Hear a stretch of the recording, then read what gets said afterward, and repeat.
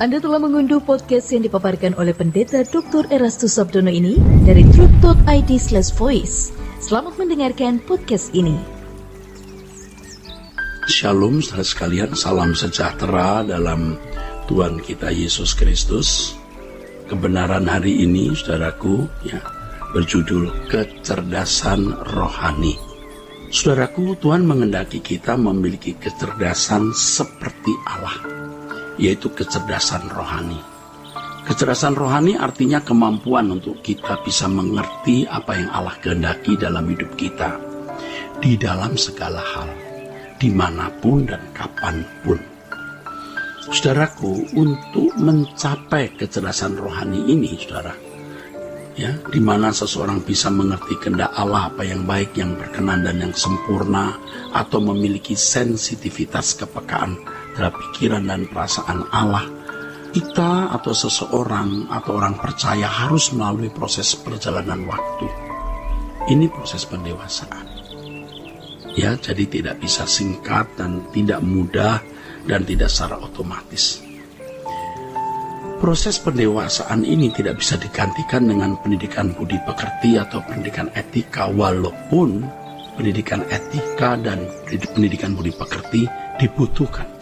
Sementara waktu dibutuhkan sebagai tutor. Jadi 10 perintah Allah itu memang menjadi tutor. Orang tidak akan bisa menjadi berkenan dan sempurna kalau belum menjadi baik. Tuhan menghendaki kita mengerti apa yang baik, itu artinya memiliki moral baik secara umum, saudaraku. Dasarnya adalah 10 perintah Allah. Kegagalan Adam dan Hawa membuat mereka tidak mencapai yang sempurna yang Allah rancang. Mereka hanya bisa menjadi baik. Dan dalam sejarah kehidupan manusia ditulis dalam kitab Kejadian, ada orang-orang yang benar-benar baik loh. Seperti Set, Habil, Henok. Tetapi mereka tidak mencapai kesempurnaan. Kalau Kain jelas jahat lah, saudara. Dan keturunannya pun juga jahat.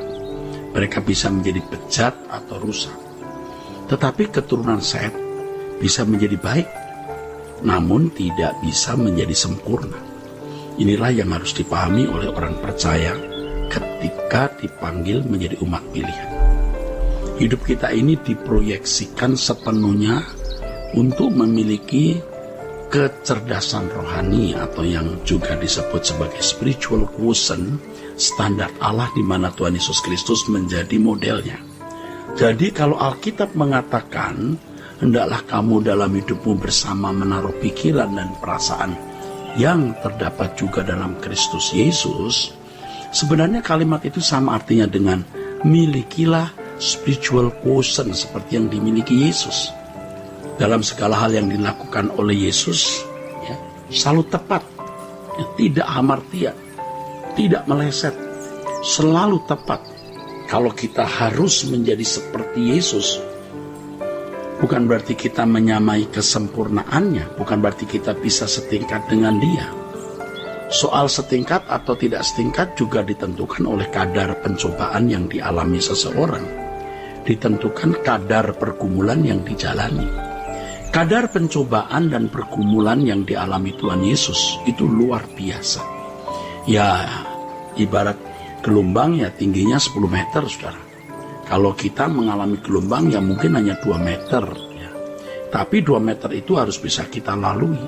Kita harus bisa melewati gelombang yang tingginya 2 meter sehingga kita bisa sampai seberang. Kalau yang mulia Tuhan kita Yesus Kristus ketika mengenakan tubuh daging seperti kita, harus melewati 10 meter gelombang supaya ia bisa mencapai seberang. Jadi pencobaan atau pergumulan yang dialami oleh Yesus adalah pergumulan yang hebat dan berat. Tentu lebih dari yang kita alami. Dan Yesus bisa melewatinya. Ia selalu bertindak selalu sesuai dengan pikiran dan perasaan Bapa, sehingga Yesus mendapat sertifikat pengakuan, inilah anakku yang kukasihi, kepadanya aku berkenan. Saudara, bagaimana dengan kita? Kita juga memiliki pergumulan sendiri. Setiap kita mempunyai pergumulan sendiri yang masing-masing kita berbeda. Di dalam pergumulan yang dihadapi oleh masing-masing kita kita harus bisa bertindak atau bereaksi atau merespon sesuai dengan apa yang Allah kehendaki, sesuai dengan pikiran dan perasaan Allah. Jadi kita harus memiliki persekutuan dengan Allah supaya segala sesuatu yang kita lakukan selalu sesuai dengan pikiran dan perasaan Allah. Tentu saja roh Allah akan menuntun kita. Allah membimbing kita dalam segala hal. Oleh sebab itu tidak cukup orang itu mengetahui teologi dan memformatkannya di dalam pikiran secara kognitif. Tidak cukup orang belajar hukum, ya. Yang ini baik misalnya, yang itu tidak baik, yang ini jahat, yang itu tidak jahat, yang ini halal, yang itu haram. Tidak cukup seperti yang sering kita dengar bahwa memang 10 perintah Allah dibutuhkan sebagai tutor. Tapi kita tidak berhenti sampai di situ. Ya, 10 perintah Allah itu hanya tutor. Tapi tujuan kita ini kita harus bergumul terus, tidak hanya berhenti menjadi orang baik, bermoral sesuai hukum, tapi bertumbuh dalam kecerdasan rohani sampai memiliki kemampuan untuk bertindak sesuai dengan pikiran dan perasaan Allah. Dalam hal ini, saudaraku, kebenaran-kebenaran Injil itulah yang akan dapat memerdekakan kita. Jadi orang berdosa itu matanya seperti tertutup oleh kabut, hatinya itu terbatasi, tidak mampu melihat pikiran dan perasaan Allah. Dan tentunya tidak mampu memiliki pikiran dan perasaan Allah. Kebenaran-kebenaran yang Yesus ajarkan, jika kita mengerti dan tentu kemudian kita kenakan, itu yang mencerdaskan kita.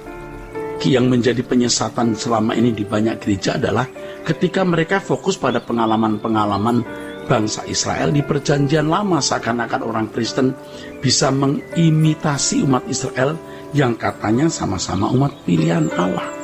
Benar mereka umat pilihan Allah, tapi secara darah daging dengan standar yang berbeda, standar Taurat.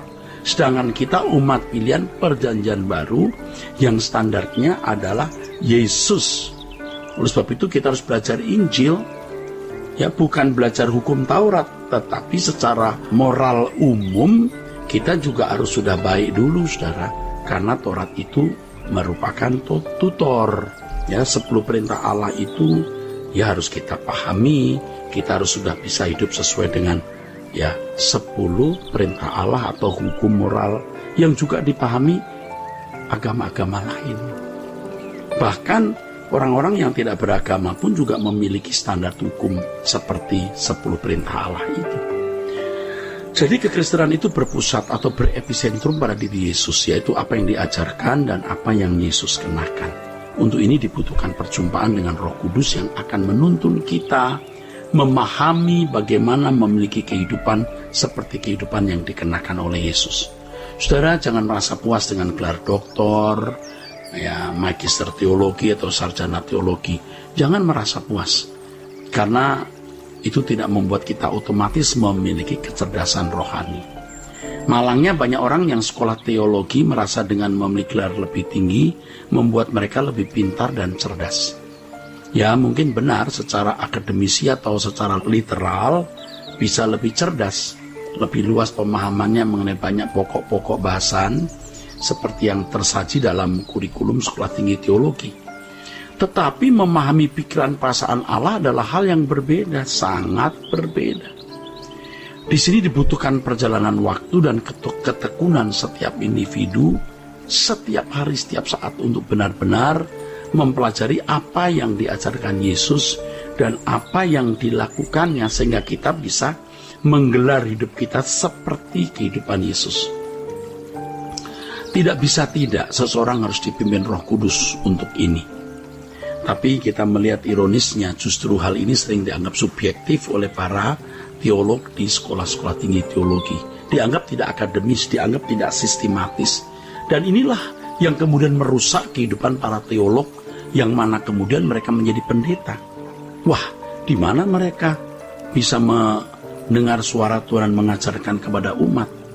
Ini harus menjadi perhatian kita. Ya, mari kita berubah. Tuhan memberkati saudara-saudara sekalian. Sola Gracia.